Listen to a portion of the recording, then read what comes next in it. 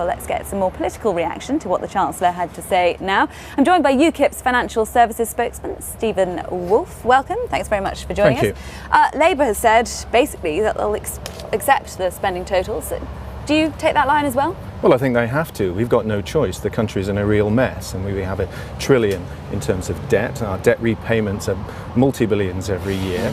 And so any cuts that we can make to this over-bloated public sector that we can do is welcome. And so we would do the same. They have to. The only problem is this is a missed opportunity from Osborne to actually cut dramatically and really boost the economic growth of this country in the future. So he hasn't gone far enough? No, he hasn't. It's clear that he hasn't, because what we're doing is really tinkering at the edges and not seriously looking at this big debt.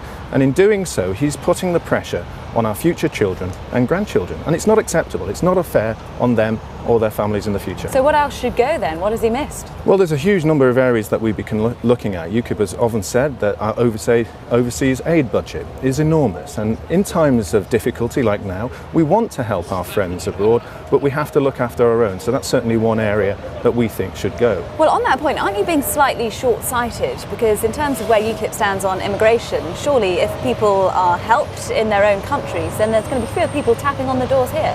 Yes, but we believe that we can do that by opening up trade. Half the problem that you have in terms of trade, so if you take the European Union, and I didn't want to bring that issue today because there are more pressing issues, if you take the common agricultural policy, it's recognised that by us being so protectionist, we're actually impinging on those farmers in other countries that could undercut the French farmers or those being subsidised. So that would be an opportunity to give them jobs, they would stay there, and they would have an opportunity to trade more freely. That's the best way. Open the markets, have free trade, lower taxation, hope small businesses can grow. But as things stand in 2015, we will still be part of the European Union, all those things will still exist. So how much really would you want to cut that age budget by?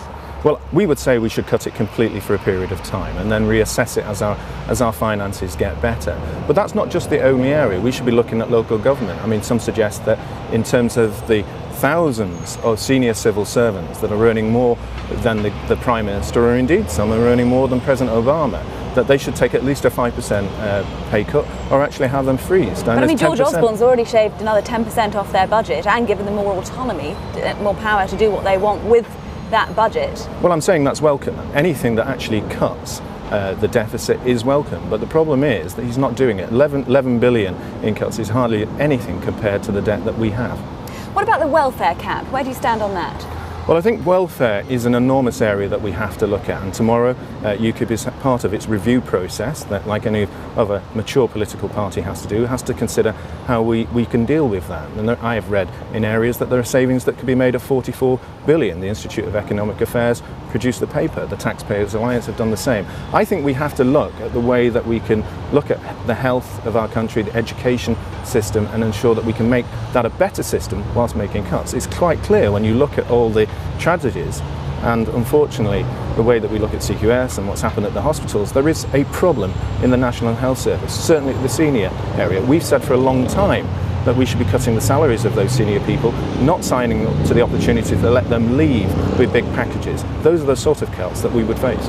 Are you against ring fencing completely then? I mean, those protected departments today, health, schools in England, overseas development, all that should go completely, should it?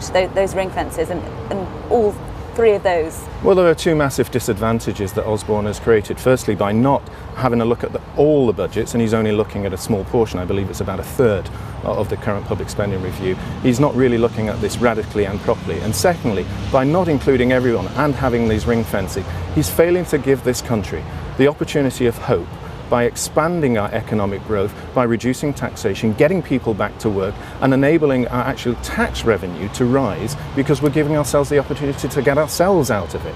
Okay, Stephen Woolfe, let's leave it there. Thank you very much indeed for joining me. Now, the